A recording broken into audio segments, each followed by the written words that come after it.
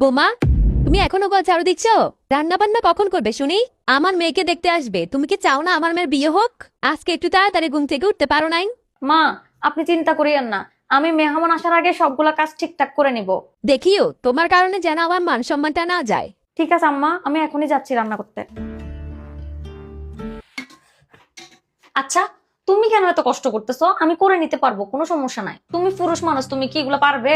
আরে আমি কি কষ্ট করতেছি? কষ্ট তো তুমি করতেছো। কি পরিমাণ গরম পড়তেছে, তার মধ্যে কিচেন রুমে তুমি আজকে সারাটা দিন রান্না করতেছো। আমি যদি তোমার একটু হেল্প না করি তাহলে কি হয় বলো?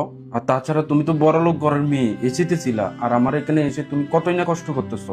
বোমা, এখনো তোমার রান্না হয়নি? এতক্ষণে আমি 100 জনে রান্না করতে পারতাম, আর তুমি 10 জন মানুষের রান্না করতে পুরো দিন খেয়ে ফেললা। মেহমানগুলো এক্ষুনি চলে আসবে, নাস্তা কখন রেডি করবা? আম্মু, ভাবি এগুলা ইচ্ছে করে দেরি করতেছে। ভাবি চায় না যে আমার ভালো জায়গায় সম্বন্ধ হোক, কারণ উনি আমাকে এমনিতেই পছন্দ করে না। চুমকি, কি বলতেছিস তুই এগুলো আবুল তাবুল? আজকে সারাটা দিন তোর ভাবি কাজ করতেছে, তুই তো চাইলে একটু কাজে হেল্প করতে পারতি তোর ভাবিকে। সেটা না করে সারাদিন শুধু সাজুগুজু নিয়ে পড়ে আসোস। আম্মা, রান্না বান্না হয়ে গেছে, আমি টেবিলে নিয়ে দিচ্ছি।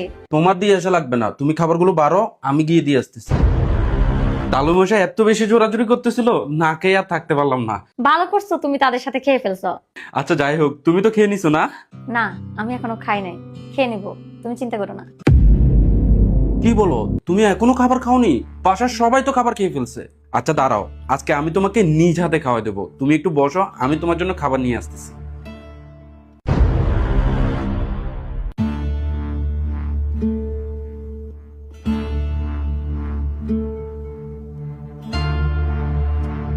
পাতিলে তো কোনো খাবারই নেই, সব খাবারই তো শেষ হয়ে গেল।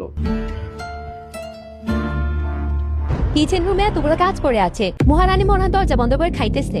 আম্মা, কি এসব আবুল তাবুল বলতেছেন? যে মেয়েটা সারাদিন বাসায় কাজ করলো, সবার খাওয়ার ব্যবস্থা করলো, দিন শেষে তার জন্যই খাবার নাই? আর এটা আপনারা কেউ খেয়ালই করেননি, আর না জেনে ওরে যাতা বলতেছেন। একটা মেয়ে যে সারাদিন কিছু খায় নাই, সেদিকে তো আপনাদের কোনো খেয়ালই নাই। পরের বারে মেয়ে বলে কি তার কোনো খাওয়ার অধিকারই নেই?